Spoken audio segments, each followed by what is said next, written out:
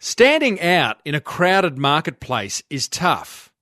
Building a personal brand to support your business, even tougher. Introducing additional income streams? Ha!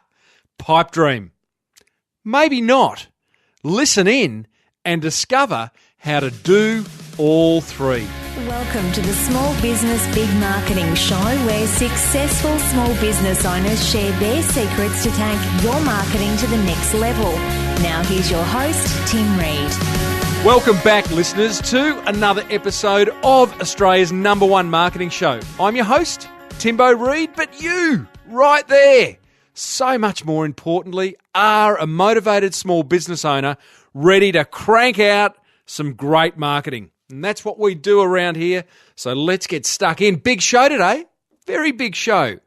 Got an update from a past guest who his marketing efforts have turned his business around of recent months. He's doing some amazing stuff. He's built a media profile.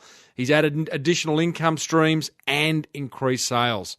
Really interesting fireside chat coming up very soon. Got a listener question on how to leverage awards. Great question from a vet. Got some beautiful feedback from a listener. And I've got another marketing quote of the week. Small Business Big Marketing with Tim Reid. smallbusinessbigmarketing.com. Now, as you know, this show is made possible by the very good folk at Net Registry. And I want to know, on behalf of them, how is your website working for you? I assume you've got a website. If you haven't, get one. No excuses there. If you have, is it performing the way you would love it to? If it's not, get it fixed.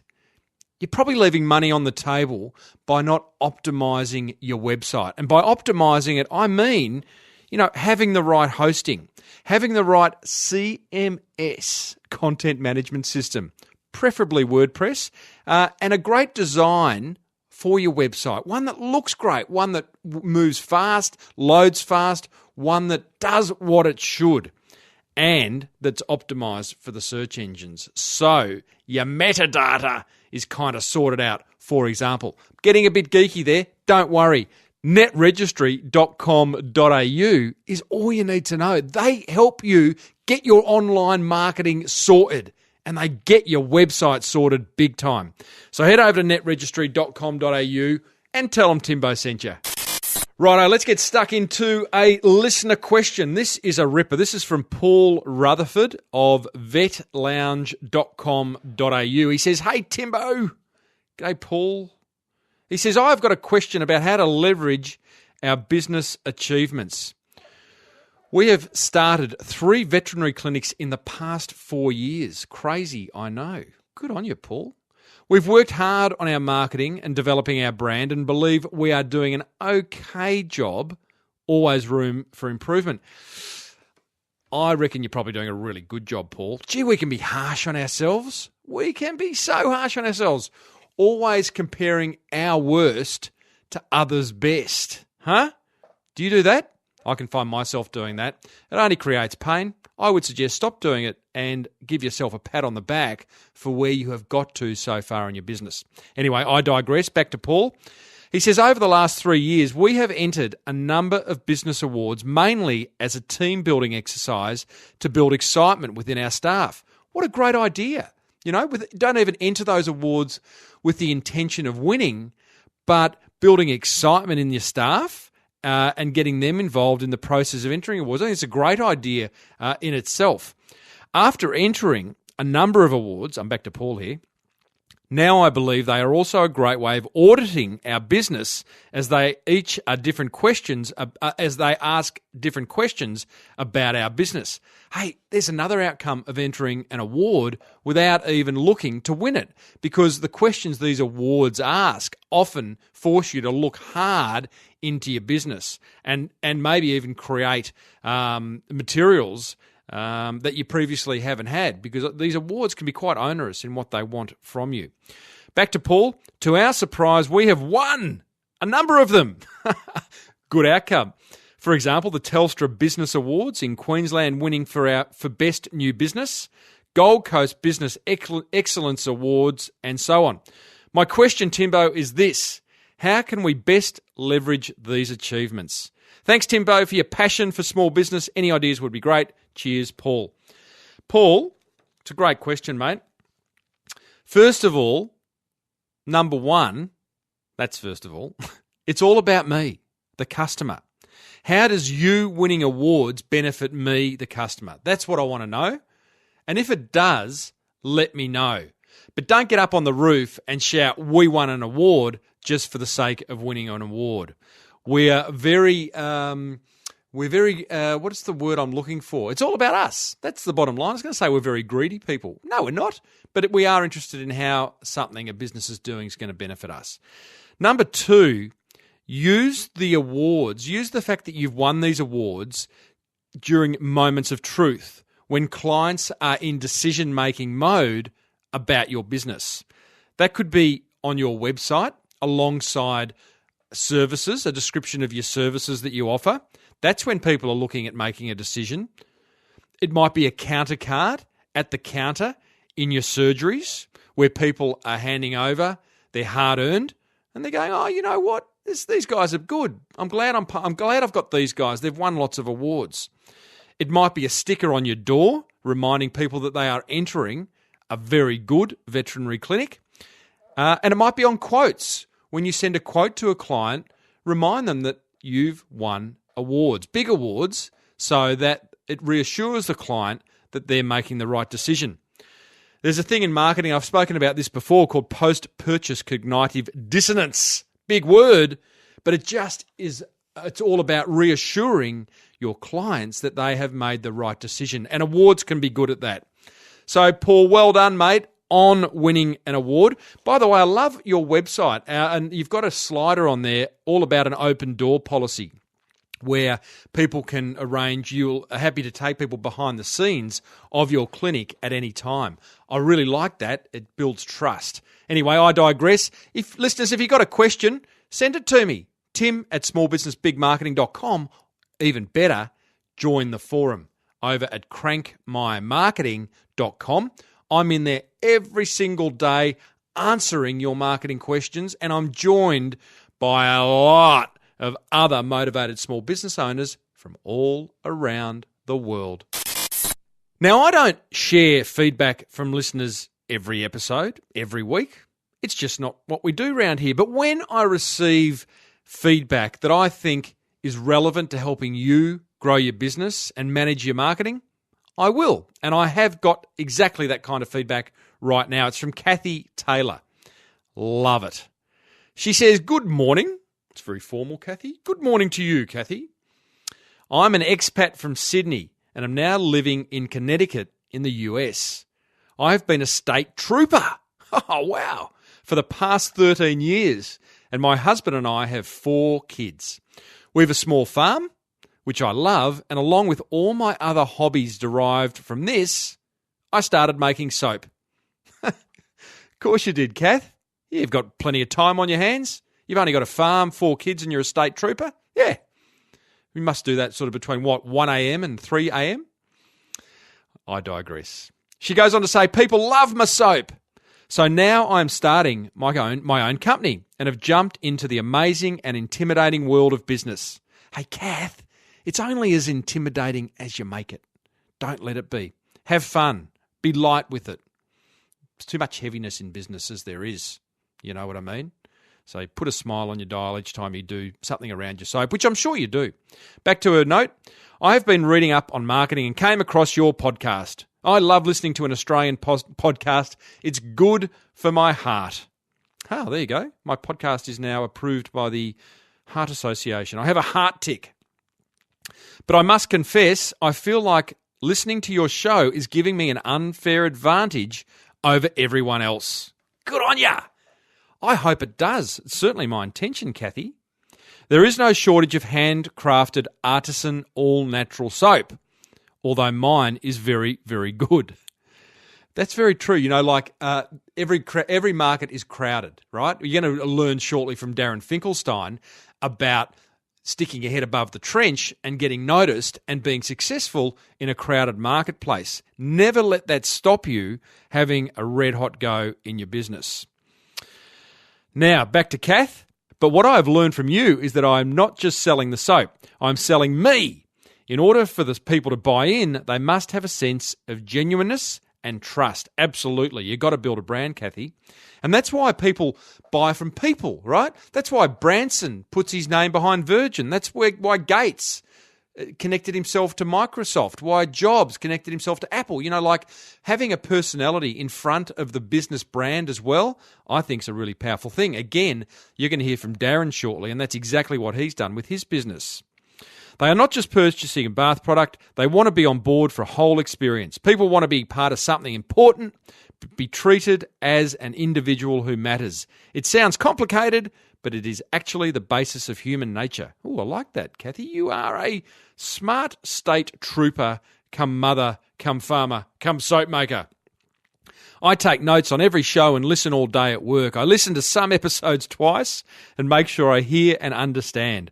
I just wanted to thank you from afar and let you know that not only have you given me the confidence to grow a great business, but you've encouraged me to grow into a better, more confident person.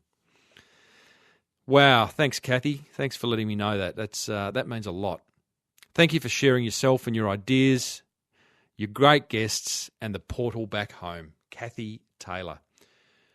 Be Nice Soap looks like her brand. B as in B-double-E, Nice Soap. Look her up. What beautiful feedback. Lots of learnings there. Thank you, Kathy. If you want to share some feedback, team, head over to iTunes and leave a review, because that certainly helps the program rate well and lets more business owners know about it all around the world. Righto, let's get stuck right in to today's guest. Okay, let's get stuck into this fireside chat, team. It is with Darren Finkelstein of St.Kilda Boat Sales. You can hit Darren up over on Twitter at ThinkBoats. Let him know you heard him on this show. He'd like that. And he's also, his web address, Darren Finkelstein with an EIN.com. DarrenFinkelstein.com. Now, Darren, old mate of mine and past guest. He was on episode 48. And episode 2. Can you believe that? Go back and have a listen to where he was at then, because he has taken gargantuan leaps forward. Darren is such an action taker. He's also known as the boat guy. He's ex-Apple. You'll hear a little bit about his story if you do listen to episode 48. I'll put a link to that in the show notes of this episode. His recent marketing efforts have been extraordinary, and I'm talking recent as in the last 1 to 2 years. He's developed a solid media profile on radio in Australia. He's added multiple income streams to his business. He's increased the amount of boats he's selling by multiples, all of because his marketing has gone to the next level. And he's going to explain exactly how he's done it. There's a bit of a warning on this. Darren, unlike myself, is full of energy. Let's get stuck into Darren and hear how he is building an empire as the boat guy. George Costanza, welcome to the Small Business Big Marketing Show. What sort of introduction is that? I don't know.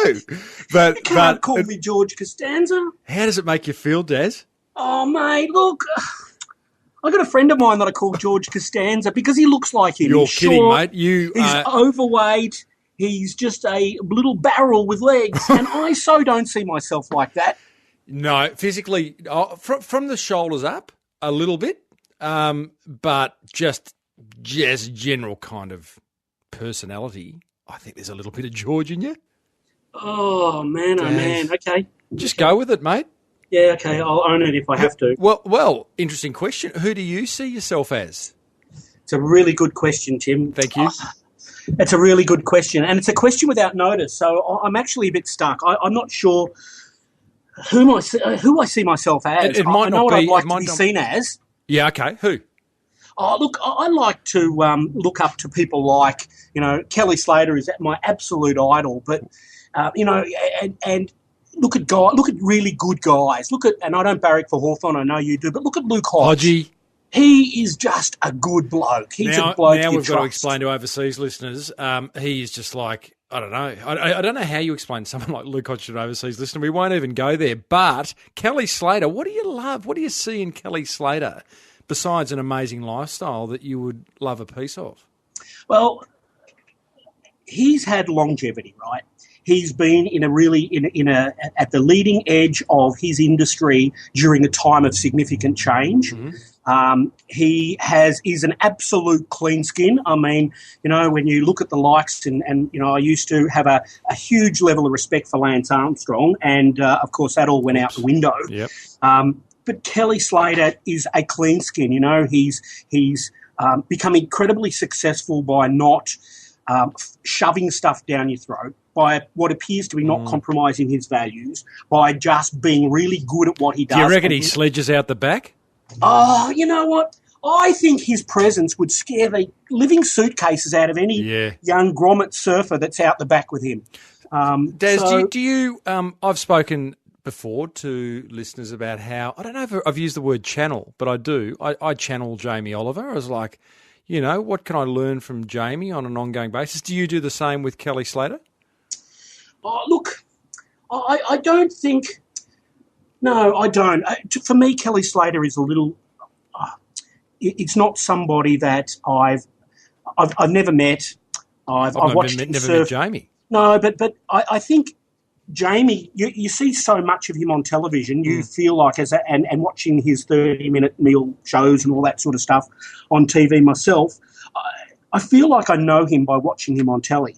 Whereas with Kelly Slater, I don't feel like I know him at all. And he's rather a sort of a bit of an enigma for me. An enigma. Yeah, and sort of out there, and I find I can't relate to him like I can understand how you might relate to Jamie Oliver. Gotcha. Did I explain that well? You did, George. Yeah, thanks, buddy. What are you? Who's the other guy? Not Kramer. I next door. like Kramer. I love how he used to run in through the door and just like, I don't know. He's funny. He always made me laugh. I love what Seinfeld's done. Gee, we're digressing here, but I don't know whether you've seen his YouTube channel, Comedians in Cars. Have you seen that? No, I haven't, but I have read about his love affair of motor vehicles and Porsches particularly. Right, so he's got a large collection of cars. In fact, I think it's like Comedians in Cars drinking coffee or something like that. But basically, he knows the who's who. And each episode he picks up a comedian in a car of Seinfeld's choice. They go for a drive. There's about 3 GoPro cameras in each car. They go for a drive, have a chinwag, and then roll up at a diner somewhere. And just talk about life. It's funny. It's funny. Love that. Yeah, you'd love it, mate. I think there is one. Who's the guy? Larry David, who he wrote Seinfeld with. That's a very funny one. I digress, Daz. We're here to talk marketing, mate, and you have got a lot of marketing love to share. So here's the thing. You're on episode 2 of Small Business Big Marketing. You're on episode 49 of Small Business Big Marketing. You're now on episode, I think this is 223. Wow. And I'm guessing things have changed. What I have watched in a wonderful friend in you is just this growth, this outrageous growth, personally and just in your business. So hence inviting you back on, mate. So in order to give listeners a sense of what I'm talking about, I'm wondering if you can maybe give us a then and now type snapshot of how things have changed. And I can chat you through some categories if you like. Sure, absolutely happy to do that, Timbo. But before I do that, can I just say congratulations to you on behalf of... No. It's going to get bigger, so just allow for it. But really, congratulations to you on behalf of all of us small business owners and wannabe marketing peeps everywhere for sharing great content that is different, it's creative, it's meaningful, it's valuable, and you just keep it fresh. So good on you for being there for episode 223, and I'm honoured to be here. Love you, Daz. Love you like a brother. Thank you, mate. Now, mate, Things have changed a lot. Your marketing's changed significantly, and I'm going to pull it apart shortly. But where's the business gone? St Kilda Boat Sales? You tell me what you want to reveal and what you don't want to reveal. But I'll ask you, turnover. Our turnover last year was combined with our boat sales and our service centre business of just under $5 million. Okay, significantly on when you were on episode 49, it would have been around what? Well, I think the first episode I did for you, which was in 2009, our turnover then would have been about 2.5-3 million. Fantastic. Staff? Yeah. Really consistent and really proud of the fact that our staff levels have remained pretty much the same all the way through the process, which means that we've become more productive and way smarter at doing things. And as such, our staff levels now, boat sales, I've got 3 people, two of which are part-timers that help me out, and I've had to delegate a whole lot of stuff to be able to spend the time doing all the marketing activities, which I really love. And our service centre's got about 5 staff over there, of which 4 of them are qualified and trained mechanics. So your expenses, I imagine old Finkelstein had managed his expenses pretty well. They haven't gone up alongside your revenue, correct? At the same rate. No, they haven't. We like to think we pay our staff more because they're good at delivering their end product. But we run a profitable business, Tim. Thank you. Love it, mate. Love it. Good on you, George. And now tell me, this is where it gets interesting and leads into marketing. Number of income streams. Okay. And that's an interesting question because we have to talk about personal branding versus business branding too, because you've built a strong personal brand in the boating industry, and I don't know whether how does that impact on your business income and your business brand. So you explain. Yeah, sure. So if we just rewind the clock to episode 2, June of 2009, I had 3 income streams: the sale of new boats, the sale of used boats, and our service centre. 4 revenue streams. Our service centre, which is mechanical related stuff, and then fuel and fuel sales. And what we've then done now is increase that to 9 revenue streams from 5. So I love this. This is, listeners, this is time to expand your mind. You know, I don't know, Daz, don't you think that many small business owners, big business owners, get caught in, this is what I sell, therefore these are my income streams, and they will never change. But we need to look around. We need to take a 360-degree view and figure out what else could we be selling that's in line with what we do. Yeah, look, Tim, you're absolutely right. But you know where I reckon business owners get it wrong? They sit back and they just go, no, I don't want to be doing that. I'm not interested in doing that. That's not work. Doesn't work for me. Forget about me. Let's think about what works for our customers. Ooh. I've got. Yeah, it's scary, isn't it? I've got these customers here, and I have increased my revenue streams to effectively those customers. So that means that I'm offering a better level of service. I'm offering a one-stop shop for all things marine, where a complete and pleasurable boat ownership experience is our focus. So what that means is we've got people here. If we don't look after them, someone else is going to look after them. And these people here, I recognise, are that is our target market. That is our niche. That is what we're good at. And that's where I'm going to maximise my revenue stream from them. So here's the thing: you might not have used the words, but you've identified the value chain and figured out how much of that value chain can St Kilda Boat Sales own. Correct? Correct. And I built a money tree around it. Hello, money tree. God, hello, money trees. Yeah, I know. My dad always told me to go out in the backyard. You'll find the money tree and get some more money off it. So tell me, Daz, what are the other 4 additional revenue streams that you've added? Yeah, so we now run a boat washing business. So like a house cleaning service, we wash 70 boats on a cycle. And so we go and wash their boat on whether it's fortnightly, weekly or monthly or just one-offs. We have a terrific guy who really cares about the end result and pleasing customers. And he gets down there and gives the boat a good clean, gets all the bird shit off it and looks after it so it makes it easy and convenient for the boat owner next time. We then opened up a consulting side of our business where we consult to businesses, particularly our strength is engaging residential communities in boating. So that's like where you have a big residential complex on the banks of a marina or on the banks of a river or the bay or whatever, where there's boats outside your front window. We basically go to that community and engage them, get them psyched up and hyped up about the lifestyle and the love that boating can bring to them, the better quality of life it can deliver, and go and sell those to those people, because those communities are looking at these boats every day of the week. Yeah, okay. The next part of our business is a speaking business where I have done the boat show circuit, and I go and talk at boat shows and talk to potential boaties about how easy it is to get in on the water, and then typically where to go boating now that they've perhaps got a boat. And then from there, I've got our book division. I've written a couple of books, and so those books have need to be distributed. They're available on, in traditional paperback, and as Andrew Griffith says, it has the FUD value. So I've got a paperback version of both my books, as well as e-books and online books and Amazon downloads and all that. I have an insurance stream where we sell insurance to our boat owners because, let's face it, they need to be insured, and there's a good recurring income for us there. And so all that adds up to 9 business streams or money streams in my tree. Well, I'd add a 10th there, which is your newly found media profile as well. Thank you, Timmy. Dazza. Were you being humble?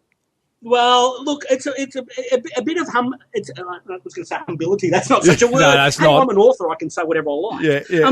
No, look, it's a bit of being humble, but it's also really indicative of the fact that this is new. That's new to me, brand new, and I haven't yet really owned it. Yeah. And there is a 10th branch, which is that one, and that's proving to be really quite incredible. Yeah, okay. Well, this is where... Okay, brilliant. And this is what that's all about, is Daz has got a great head for radio, just as I have got a great head for podcasting, and he's now doing Port Phillip Bay weather reports on one of the biggest stations in Australia. But we'll come to that, because what's interesting about all that, Daz, and you tell me if I'm wrong here, but marketing your business has had a lot to do with all those additional income streams coming online. Is that right? Look, it has. Your hesitation there Yep. just indicated that marketing isn't responsible. I'll tell you why I said that, because clearly there's something else. But when we last spoke, you had you were doing some clever marketing. You had a webcam on the Lighthouse outside of your office, which allowed people to log in and see pictures of the bay, and that built you a bit of a list, a bit of an email list, because they had to give you your email address. Well, in those days, Tim, I didn't even collect email addresses from them. So you gave me this lecture and reminded me of my priorities in life. And I started collecting email addresses from people, and give me your email address and you can go and have a look at the camera. And I built this email database. There you go.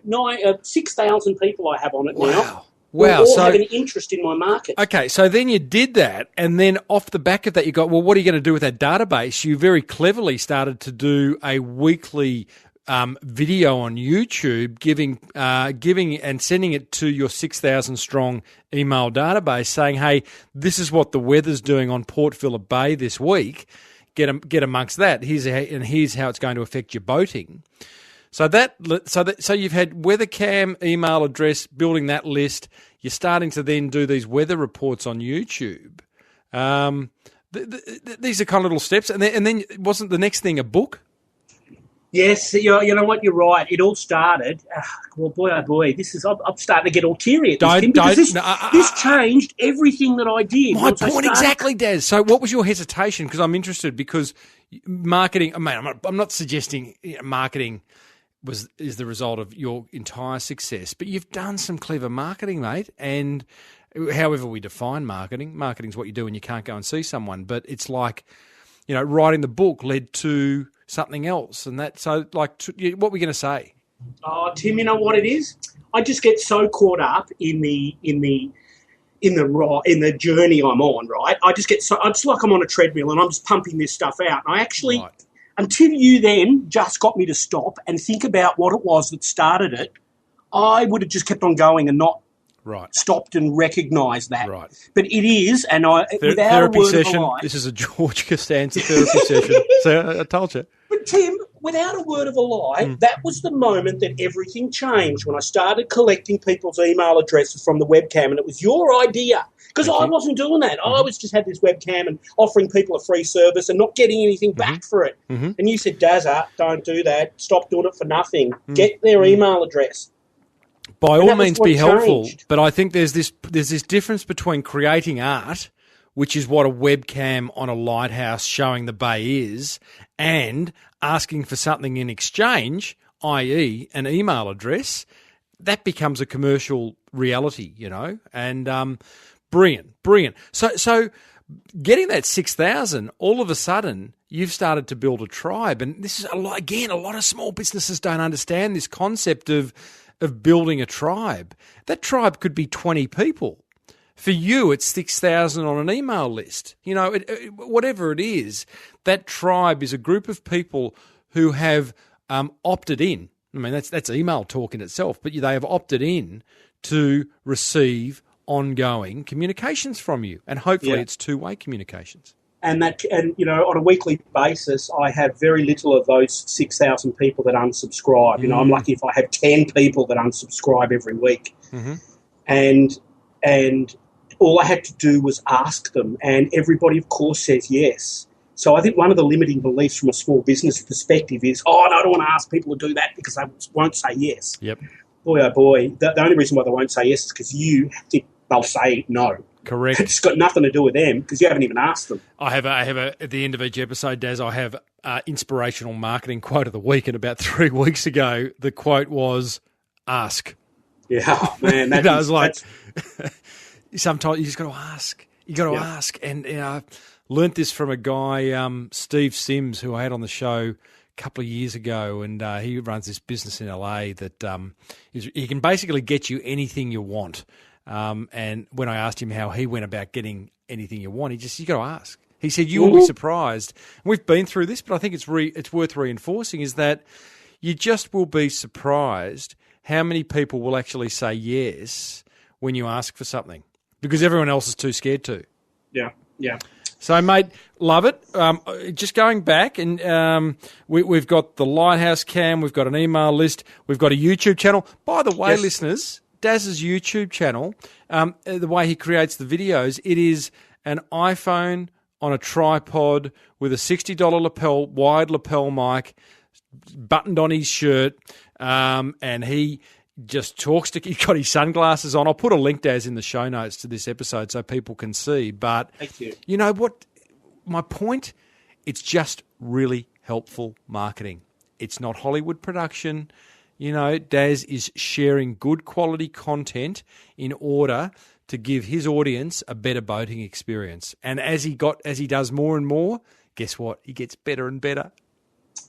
Tim, you know, oh wow, that's so good. I've got shivers then. I was at a restaurant with my wife and some friends about my YouTube channel's now been going for about a year and a half. Yeah. And we were at a restaurant about 3 months or 4 months into the, you know, posting the videos every Thursday morning. And at a restaurant in Geelong, which is regional Victoria, out of the city. And went to the loo, got up from the restaurant, went to the table, went to the loo. Some guy stopped me and goes, "Oh, you're the boat guy." And I stopped. I was speechless. And he said, "I watch your YouTube videos. You send me one every Thursday, and I love it." Now, I took my boat from where it's normally moored across the bay, as you suggested, and it was the best experience. Told his mate, "Oh, yeah, I've seen your videos."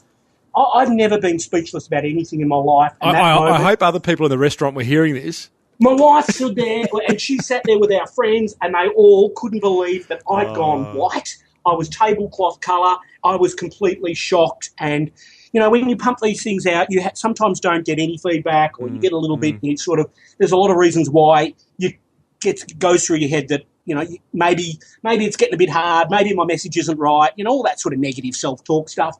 And it just reminded me that I do make a difference to people, and I just need to keep doing them. And when I don't send them out on a Thursday, Tim, people ask me, why didn't you send it out last week? Yep. Amazing. Daz, lessons there is be consistent. So how many people, or you might not know, it's kind of the business that I'm in, the amount of people that I can share this kind of knowledge with and learnings with, they head off and go getting so excited about it. And like they're 3 weeks in and no one's pulled them aside in the restaurant. I'm not being literal there, but you know what I mean, metaphorically speaking. And they go, they ring me, Timbo, but it's not work. How long have you done it for? 3 videos in 3 weeks. Give it a year. Yeah. Give it 6 months at least. You commit to this stuff because you're being helpful, the content's good, people just take time to buy in, to connect. And part of that is the fact that they want to know that you're going to be there for the long haul. They don't want to buy into a tribe. They don't want to belong to something that they think might not be there in 6 months' time. Yep. And that's what, well done to you for sticking to it. Daz, what do those videos cost you per week? So I bought bugger all, Tim. I bought a service to an email, a newsletter thing that runs off my website. Mm-hmm. How's my technical knowledge? It's right up there. It's going beautifully so far. Cost me $195 a month to send out an email a week to using my template with a whole lot of analysis tools to between 5,000 and 10,000 email addresses. So $195 a month for the email service, which is integrated fully with my website. And the YouTube, the videos don't cost me anything with YouTube. I run a service that tops and tails my videos for me, a cloud-based service. Cost me $400 a year for that. And I do a video a week of the newsletter, and I do 2 videos a week in boat tours. So, when I'm listing something, I'll take a video tour of it, post it on my website so people interstate can connect with my product. And so that cost me $400 a year. So this whole exercise probably cost me $1,000. And you know what, Daz? This is where I get so excited by this stuff because it is beautifully simple, it's beautifully elegant, it's beautifully helpful. And if we were to go back, and you're an ex-marketing guy from Apple, I'm ex-advertising. We know you and I have a fair idea of what things used to cost, right? Yeah. Now, what you just explained then, imagine that 10 years ago. We're talking that's thousands, that's tens of thousands of dollars. The camera would have cost you $2,500, $3,000 for the right video VHS camera, or whatever we used to call them.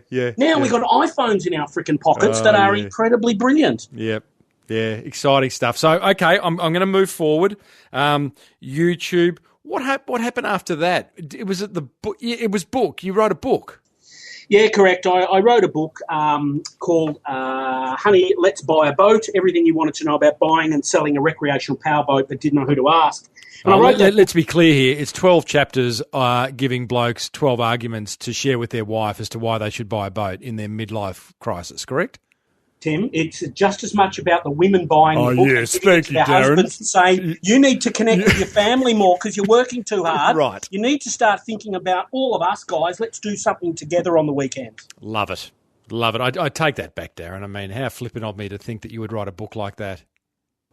I'm not going to answer that question. Yeah, exactly. In the grounds it will incriminate me. But look, really, it works for both parties. Yeah. So so I wrote the book, and it's the single most regular question I get asked in my boat sales office all the time is how you go about buying a boat, because there is no formal publications and there is no process like buying a car that sort of has government regulations and the like. So I wrote that book, and in writing that book, I was able to start to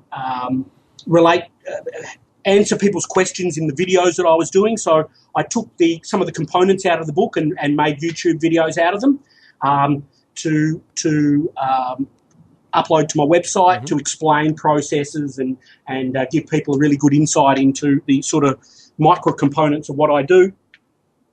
And okay, can we talk book? Yep. No mean feat writing a book, and your books are large books. Yes. Book 1, Honey, Let's Buy a Boat. How many pages? 360. How many words? About 60,000. Book 2? Honey, Let's Go Boating, 101 Bucket List of Boating Destinations, the Victorian edition.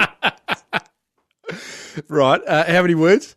Oh, how many words? 120,980 pages. Okay. Daz, can anyone write a book? Yep. Can they? Absolutely. Yeah, really? Absolutely. Yes. Yes. You say that with conviction. How? Tim, how does the average listener who's listening to this show, running a business, flat out, marketing's a black art at the best of times, now they're hearing that, yep, you could be a book, you could be an author. Yep. Okay, go. Okay, so the first thing you need to do is find the central question that you're trying to answer for people. So for me, let's just pick my current book, if you like, Honey, Let's Go Boating, my 101 Bucket List of Boating Destinations. What I did was I get asked the question in my office after, how do you go about buying a boat, is where do you go boating? So in the geography that I know really well, which is the marina and the waterway that's sitting in front of my office, I sat down and literally mind mapped all the places you could go boating in Victoria, and from that mind map, and we all get products off the App Store, MindMeister, which is a cheap product. I think it's free that I used on my iPad. Mind mapping software. Yeah. You know the software? Yeah, great. Yeah, so I mind mapped that, and basically what I did was every branch that came off my mind map of a thought or a location. So particularly here in this location, we've got the bay right in front of my office. That's one location. And then I was able to break that down into smaller locations. The city, because we have a river running through our city, and then we have lots of bayside towns in the east and the west. And I effectively dissected all of those, broke them up. Once I broke them up, I was able to then create chapters out of each one. And then I was able to interview some clients, both past and current, as to what they like to do on the water and some of the secrets they'd like to share. So the big one there is to identify the central question. What's the biggest question that your tribe is asking you or your industry day in, day out? Correct. And write down what it is you probably a million times over just talk about off the top of your head, subconsciously, without even, well, consciously, but you're just talking about it. You know, you may not even be present in the conversation. It just rattles off your tongue because people ask you that all the time. What if you can't write? You don't need to write. Sit down and make some bullet points on each topic. And if you're really that bad and can't think about putting it into words, take all your bullet points and go find yourself off Elance or one of those sites, an editor, and get them to put the words around the topic for you. Love it. I mean, there's a whole lot of ways to skin the cat. Tim, I failed fifth form at school, right? I got kicked out of school. English was not my favourite topic. I never did university. I don't have a marketing degree.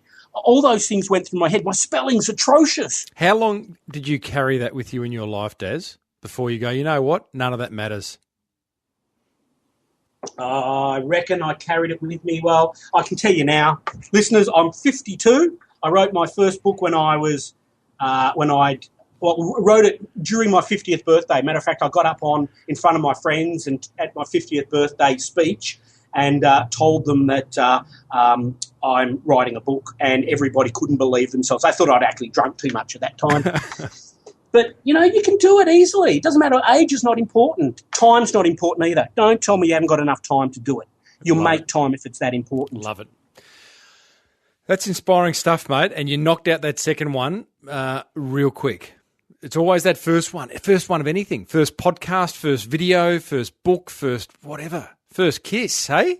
Yeah. Who was your first kiss with?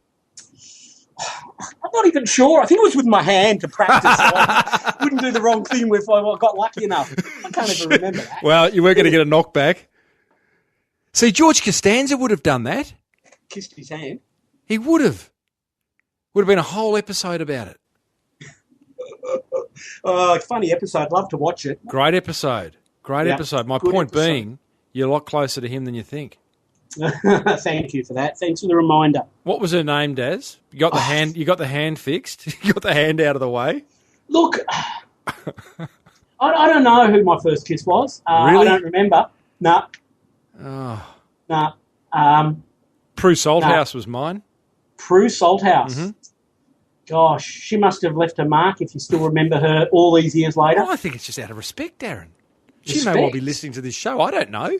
You're probably right. Hey, Daz. You could be listening to this, so yes. Dazza, what has having a book and being an author done for your business?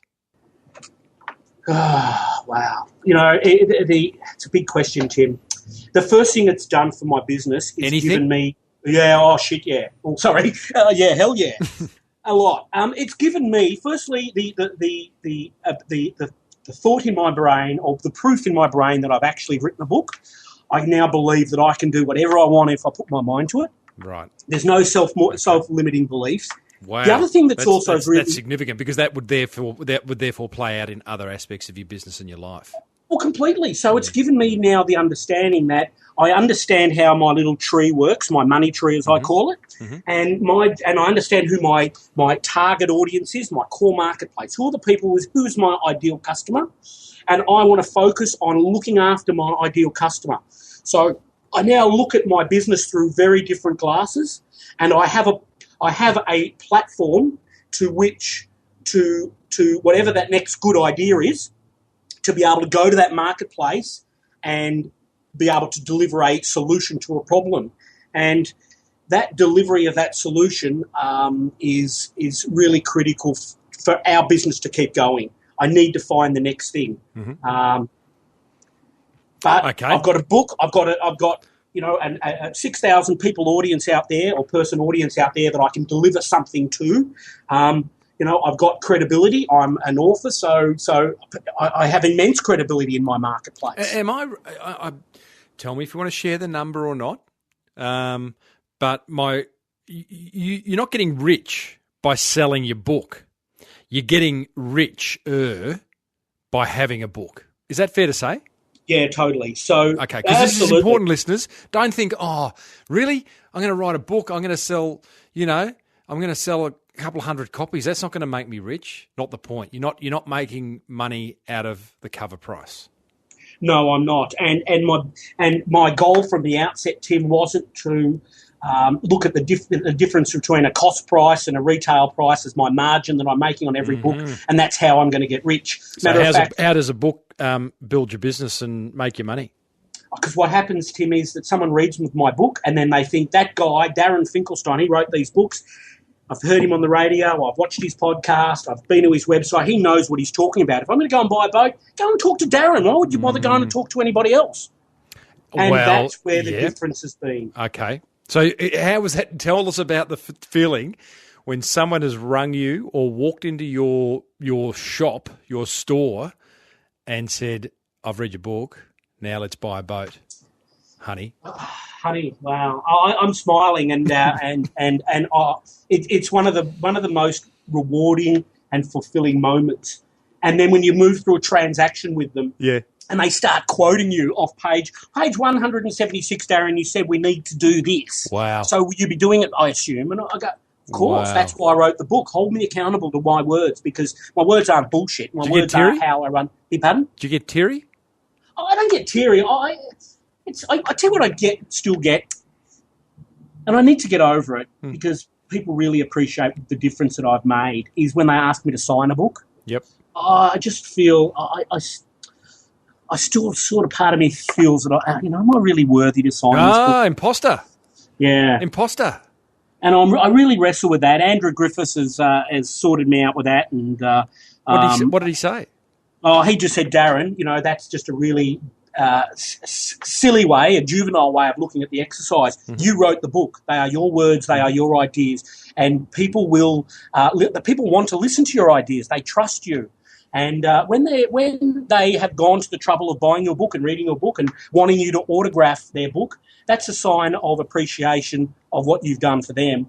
And so, Darren, you just need to get over it, because you're really insulting someone if you don't. Great advice, Griffo. In fact, on a recent episode, I had Australia's most influential personal trainer, Michelle Bridges, join me on the show, and we're talking about the moment when things started to get serious for her, and she was sitting in a cafe with a friend up near where she lives, and someone came up to her and asked for an autograph, and after Michelle begrudgingly signed it, the friend said, "You were really quite rude and abrupt." Michelle tells this story in the interview. "You were really quite abrupt." And Michelle said she just felt very humbled and embarrassed by the fact that people were wanting an autograph.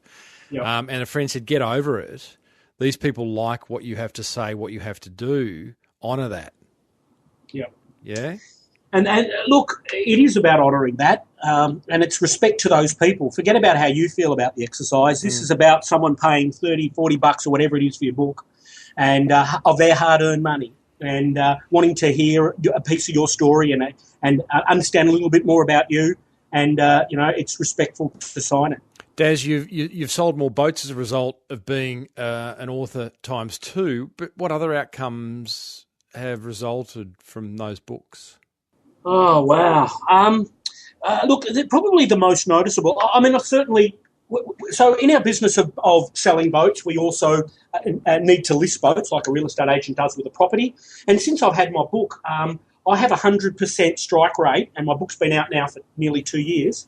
100% strike rate in listings when I give someone a copy of my Honey, Let's Buy a Boat, because they know that I've documented a process. They know that they can see what the process is, so it's completely transparent, and there is an incredible level of trust that has been delivered upon because I wrote the book. 100% strike rate. I haven't missed one, Tim. Not one. And I'm going to guess that those people all of a sudden have become less price sensitive.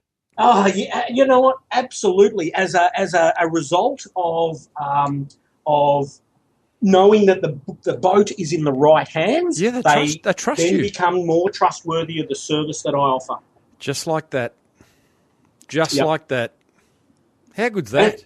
Look, that's incredible. And it's that level of trust that, and it's the same when someone quotes pages out of my book, when I'm selling a boat for them or selling a boat to them, that they start quoting it. It's that level of trust that is the real basis of... There's so many marketing lessons here, Daz. One of the other ones that may be going missing is that when people do quote back to you the words that you use in your business, it might be terminology, it might be certain packages that you sell, it might be the way you talk about your products and your services and the concepts that go with them. When you hear your tribe starting to use those words, you know you've struck on something. Yes. I talk a lot about helpful marketing, and I start to see that come back in emails that I get from listeners. And I love the fact that they're using the language that I've created, but it also means that it's resonating with them. The concept is understood. And listeners, look out for those things in your business. When people are using your language, it means you've struck on something. And it's really important that therefore you continue to build on it, because that's gold. That's marketing gold right there, Dazza. Yeah, look, everywhere there's gold, Tim. Really? Everywhere. Onward to the goldfields. I feel like I'm living in a goldfield. Now tell me, I'm still climbing these steps to Marketing Nirvana with you. You've written the 2 books. Off the back of that, what's happened? At what point did this media opportunity? What's the media opportunity that you now have, and is it a result of your book and your YouTube video? Yeah, so after I doing the videos, getting them out there, the weather reports, the video reports every Thursday, getting the books out there, building some speaking gigs, doing boat show events. I've been hired by a couple of corporates to engage their property organisations to engage their residential communities. In doing that, I had an opportunity for someone at 3AW, Radio 3AW here, which is part of Fairfax Media, Melbourne's, biggest radio station, most popular radio station. I don't build it up too much, but to listen to one of my YouTube videos, which became my audition tape. Yep. So they saw my videos, and I went in there to have a chat with them about doing their summer beach and bay reports. And really this was started having the first meeting with them 12 months out, and it would be fair to say now 12 months down the track, I'm on radio. I've done 56 live segments with them over summer here in Melbourne. I'm still on air till every weekend, 3 times Saturday, 3 times Sunday. How's it start, Des? How's it start? Give us an intro. Okay, Daz, and we're cutting over to Darren Finkelstein. He's over on Port Phillip Bay. Daz, what's happening with the weather today, mate? Looking out the window here, it's magnificent, Timbo. It's a perfect day to go boating. Forecast temperature on the bay and southwesterly winds blowing 20 knots. Love it. In those conditions, I'd be heading down to this marina and that cafe and getting the kids out on the water. And so basically I do that in a conversation style for 5 minutes. I can promote my book as part of the exercise, for which I've sold out of books in the first couple of weeks of the report. Is that right?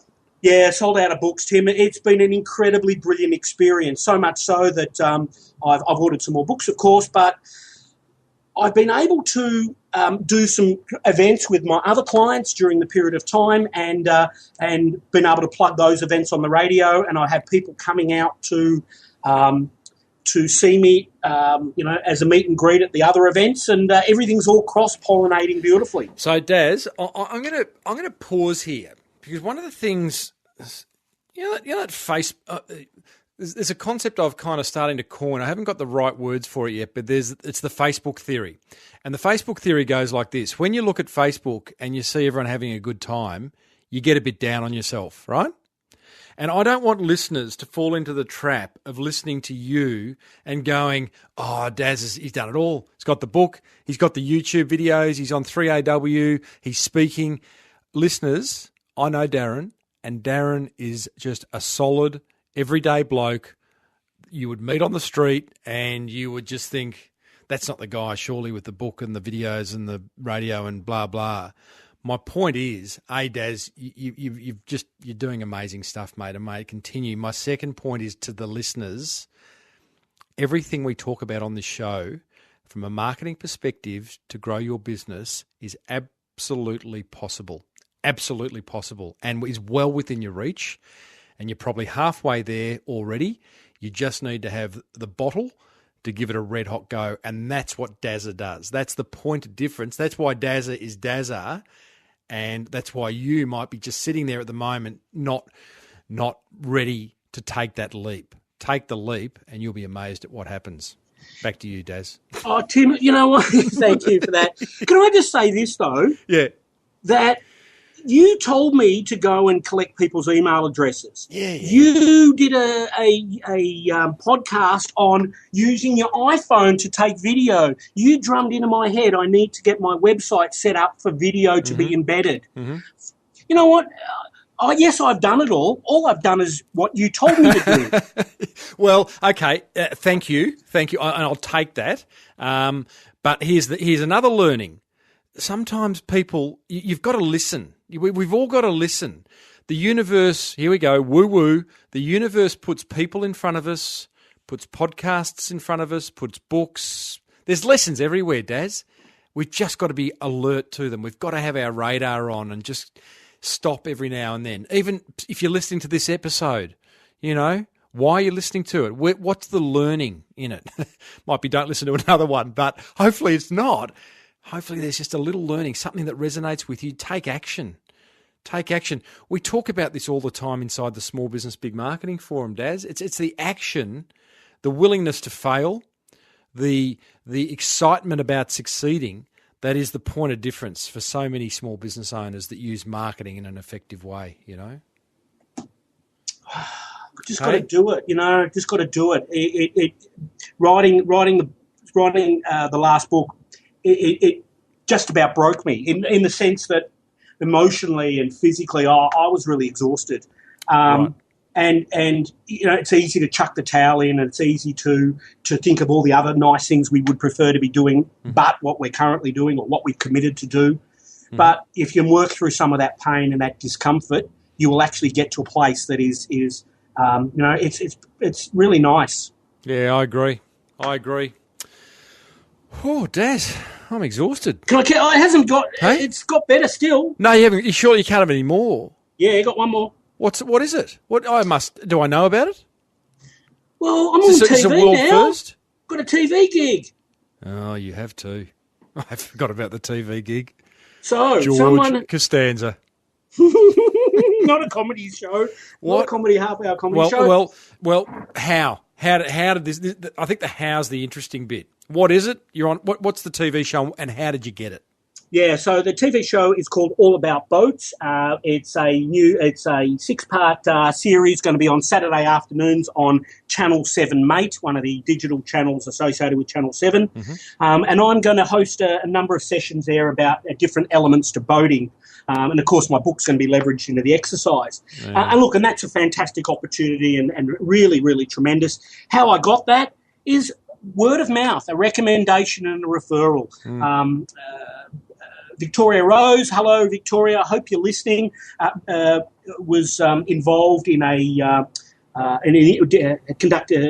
been interviewed, I should say, and she then got talking to the person who was interviewing her. The topic then moved into boats, and she said, boats, you've got to talk to Darren, he's written a couple of books and he'd be really good. And just said, Darren, why don't you give this guy a ring? And I did, and we got together and gave him a couple of books as a gift and autographed them for him.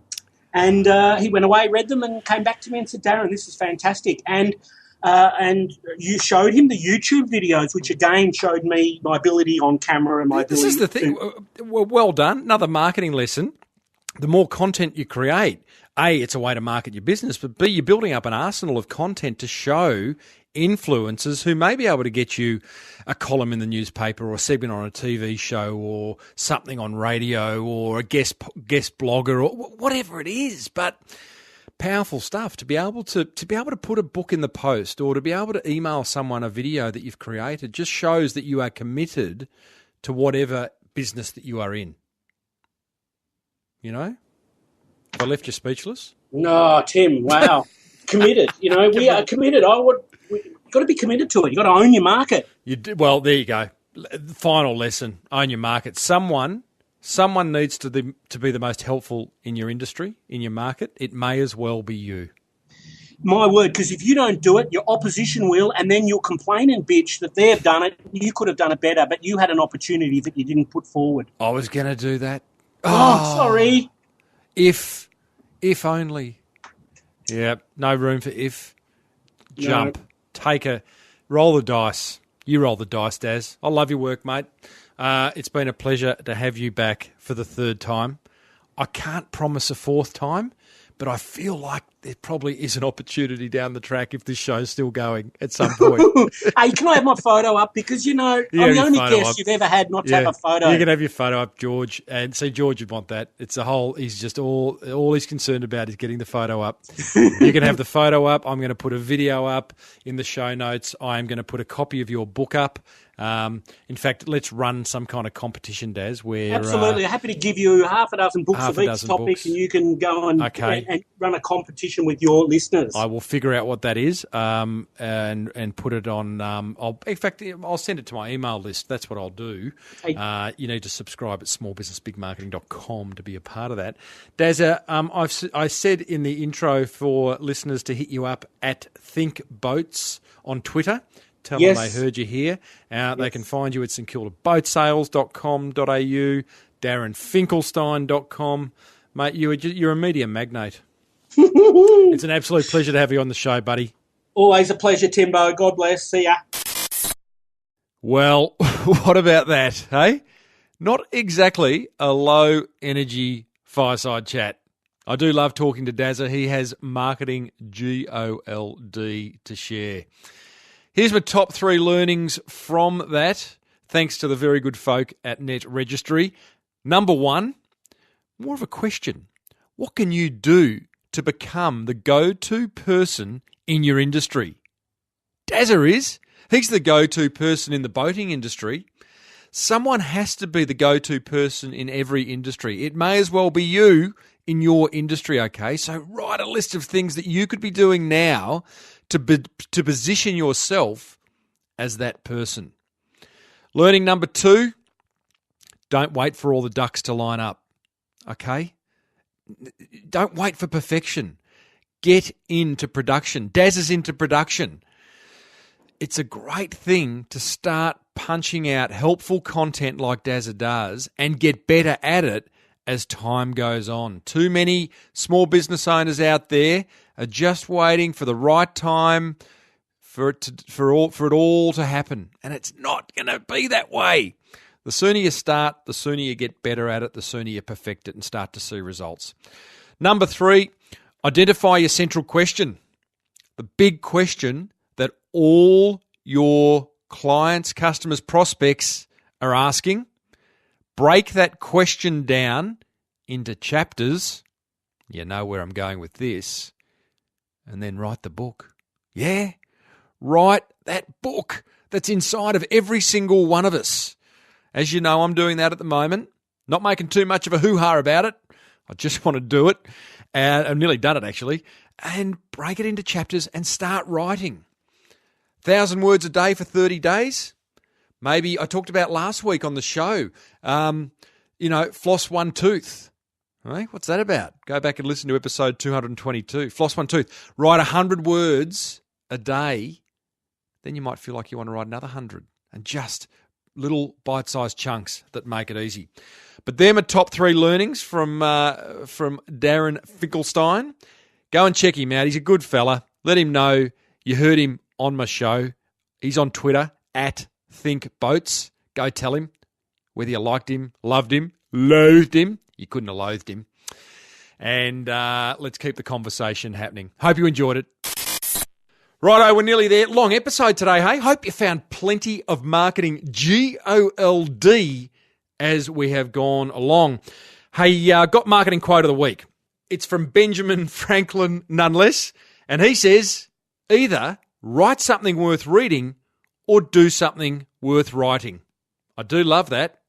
Think about how that can apply to your business. Righto, as we stride to the finish line of episode 222. Remember, you can send me a question to tim@smallbusinessbigmarketing.com. I'd love you to leave some feedback over at iTunes. It helps build my ratings and my ego. So look up Small Business Big Marketing on iTunes and just leave some feedback. I read it all. I can't respond to it on iTunes, but I do read it all. If you want to continue the marketing discussion, head into the inner circle, the Small Business Big Marketing Forum over at crankmymarketing.com. But until next time, I've been Timbo Reid. Well, still am. Will be next week as well. I am in Melbourne, Australia right now. May your marketing be the best marketing. Bye for now. You've been listening to the Small Business Big Marketing Show with Tim Reid. Want more marketing goodness? Then visit smallbusinessbigmarketing.com.